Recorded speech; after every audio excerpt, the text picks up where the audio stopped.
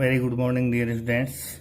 मैं Uday Singh, assistant professor physics, government girls college Taranagar. हम पढ़ रहे हैं evolution of quantum physics, quantum भौतिकी का उद्भव। और इसके अंदर हमारा टॉपिक चल रहा था ब्लैक बॉडी रेडिएशन। और इससे पहले के लेक्चर्स में हमने पढ़ा कि ब्लैक बॉडी क्या होती है, उसके रेडिएशन का स्पेक्ट्रम किस तरह का प्राप्त हुआ, उसकी क्या फीचर्स थी, क्या प्रॉपर्टीज थी। और उसके बाद हमने पढ़ा कि क्लासिकल फिजिक्स के आधार पर जब उसको समझाने की कोशिश हुई, उसको व्याख्या करने की कोशिश हुई, तो इसमें पहला प्रयास वीन के द्वारा किया गया। लेकिन वीन का वह नियम केवल शॉर्ट वेवलेंथ के लिए ही सही पाया गया और दीर्घ तरंग दैर्ध्यों के लिए वो नियम असफल हो गया। क्योंकि वैज्ञानिक जो जाति है, वैज्ञानिकों की जो टीम है, उनके अंदर एक खास भावना होती है कि वो कभी हार नहीं मानते। और ये मानव का स्वभाव रहा है कि उन्होंने जो भी समस्या उसके सामने आई, उससे कभी हार नहीं मानी और रोज़ाना कुछ नया करने की कोशिश की और आगे बढ़ने की कोशिश होती रही। इसी श्रृंखला में वीन नियम के असफल होने के बाद रेले और जीन्स नाम के दो वैज्ञानिकों ने फिर क्लासिकल फिजिक्स का सहारा लेते हुए ब्लैक बॉडी रेडिएशन स्पेक्ट्रम को समझने की कोशिश की। और ख़ास बात यह है कि उन्होंने इस बात पे अपना ध्यान केंद्रित किया कि वीन का नियम केवल लघु तरंग दैर्ध्यों के लिए सफल रहा है, तो ऐसी कौन सी कमियां रही, हमें इसमें क्या इस तरह का संशोधन करना चाहिए कि ये दीर्घ तरंग दैर्ध्यों के लिए सफलता प्राप्त हो और उसकी व्याख्या हम कर सकें। तो उनका पूरा ध्यान इसके ऊपर सेंटर्ड था। तो उनके द्वारा दिए गए नियम को हम कहते हैं रेले जीन्स का रेडिएशन लॉ। तो रेले और जीन्स ने क्लासिकल फिजिक्स के निम्नलिखित दो सिद्धांतों को अपना आधार बनाया। दो खास उनके अजम्पशन, अभिधारणाएं, दो खास पॉइंट जो वो लेके चले। उन्होंने क्या किया कि विद्युत चुंबकीय सिद्धांत का उपयोग करके ये दर्शाया कि कोटर के अंदर विद्युत चुंबकीय तरंगें हैं, वो अप्रगामी तरंगों के रूप में विद्यमान रहती है। पहली बात, उन्होंने क्या कहा कि जो कोटर है जिससे हमारी ब्लैक बॉडी बनी है, उसके अंदर जो इलेक्ट्रोमैग्नेटिक वेव्स होती हैं वो स्टैंडिंग वेव्स बनाती हैं। पहला अजम्पशन ये लिया, पहली अभिधारणा ये ली उन्होंने, पहला पोस्टुलेट लिया। और इसके लिए उन्होंने इलेक्ट्रोमैग्नेटिक थ्योरी का उपयोग किया और ये माना कि स्टैंडिंग वेव्स जो होती हैं अंदर, और जो पूरी एनर्जी है, जो एनर्जी डिस्ट्रीब्यूशन है, वो किसके कारण है? Standing waves. दूसरी बात, अब स्टैंडिंग वेव तो ठीक है, लेकिन फिर एनर्जी कैसे ज्ञात कीजिए? मूल समस्या क्या थी? हमें ग्राफ प्राप्त करना था एनर्जी का वेवलेंथ या फ्रीक्वेंसी के साथ। तो एनर्जी ज्ञात करने के लिए उन्होंने एक और क्लासिकल थ्योरी का उपयोग किया और ये था इक्विपार्टीशन ऑफ एनर्जी। ऊर्जा समविभाजन नियम का उपयोग करके उन्होंने तरंगों की टोटल एनर्जी ज्ञात की, औसत ऊर्जा ज्ञात की, एक तरंग की औसत ऊर्जा, और उसको मल्टीप्लाई किया total number of standing wave से। इस प्रकार से टोटल एनर्जी प्राप्त की गई। तो इसमें थोड़ा मैथमेटिकल कैलकुलेशन है। यहाँ हम क्या करेंगे? कुल एनर्जी प्राप्त करने के लिए हमें दो काम करने होंगे। Total number of vibration modes यानी total number of standing waves ज्ञात करनी होंगी, और पर वेव की एनर्जी क्या है वो ज्ञात करनी होगी। इन दोनों को मल्टीप्लाई करके हम टोटल एनर्जी ज्ञात कर सकते हैं फिक्स ताप T पर। तो देखिए इसका कैलकुलेशन कैसे करते हैं। कृष्णिका में कंपन विधाओं की संख्या ज्ञात करने के लिए पहला काम हमारा क्या है, number of modes, number of standing waves. तो इसके लिए एक ए भुजा के घनाकार क्वार्टर की कल्पना की गई, और जिसमें बनने वाली स्टैंडिंग वेव का समीकरण निम्न है। एक क्यूबिकल कैविटी की रचना की गई, कल्पना की गई। यहाँ एक और बात हमें समझने की है, हमारे दिमाग में एक क्वेश्चन आ सकता है कि हमने तो जहाँ भी बात की है हमारी कैविटी तो स्फेरिकल है, तो यहाँ ये क्यूब कहाँ से आ गया। प्रिय विद्यार्थियों, जब भी मैथमेटिकल कैलकुलेशन की बात आती है तो वैज्ञानिकों ने चीज़ों को हमेशा सिंपल रखा, क्योंकि फिर उसका जनरलाइजेशन किया जा सकता है, सिंपल टू कॉम्प्लेक्स आगे बढ़ा जा सकता है। सबसे पहले जो सिंपलेस्ट केस है उसको समझने की कोशिश की जाती है। तो क्यूब हर प्रकार से सिमेट्रिकल है, इसलिए कैलकुलेशन के लिए क्यूबिकल कैविटी की कल्पना की गई। तो एक ए साइड वाली क्यूबिकल कैविटी की कल्पना की गई और उसमें स्टैंडिंग वेव मानी गई। स्टैंडिंग वेव का इक्वेशन हम जानते हैं, E = E0 sine k.r sine 2 pi nu t. यहाँ एक और बात ये समझने वाली है कि यहाँ हम 3 डायमेंशन में अब बात कर रहे हैं, इसीलिए ये r आया है हमारे पास, वरना तो हम x काम में लेते हैं सिंगल डायमेंशन में। लेकिन चूँकि कैविटी स्फेरिकल है या क्यूबिकल है तो 3 डायमेंशन की हमें बात करनी होगी। So E function of r and t = E0, this is amplitude sine k.r sine 2 pi nu t. Nu is frequency, t is time, k propagation vector, r is defined the position. So ERT = E0 sin kxx plus kyy plus kzz sin 2 pi nu T. ये k.r का product है, scalar product. हम इस तरह से इसको समझ सकते हैं k.r = यदि कंपोनेंट में लिखें सो kx i cap, ky j cap, kz k cap.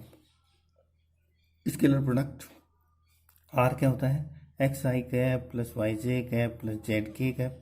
Scalar product करेंगे तो हम जानते हैं i.i1 j.j1 k.k1 और बाकी जीरो होते हैं, i.j i.k सारे जीरो होते हैं। सो यहाँ से आएगा हमारे पास kx × x, ky × y, kz × z, बाकी जीरो हो जाएंगे। सो ये इक्वेशन हमें मिला। अब हम थोड़ी स्टैंडिंग वेव की बात करते हैं कि किस तरह से स्टैंडिंग वेव बनती हैं और उनके जो k है, जो प्रोपगेशन कांस्टेंट है, और जो लैम्डा है उसमें क्या रिश्ता है। तो इसकी हम बात करें, केवल एक बार हम सिंगल डायमेंशन की बात करें, एक्स एक्स की बात करें, तो ये हमारी कैविटी है जो x = 0 से x = a तक जिसका विस्तार है। इसमें हम स्टैंडिंग वेव की बात करें, सबसे पहले हम जो फर्स्ट मोड है n = 1 के लिए हम यदि बात करें, केवल एक लूप जब बन रहा है तो दीवारों पे नोड बनेंगे और दो नोड के बीच की दूरी स्टैंडिंग वेव में कितनी होती है, λ/2। सो n = 1 के लिए λ1/2 इक्वल टू क्या हो जाएगा अपने पास, 0 to a।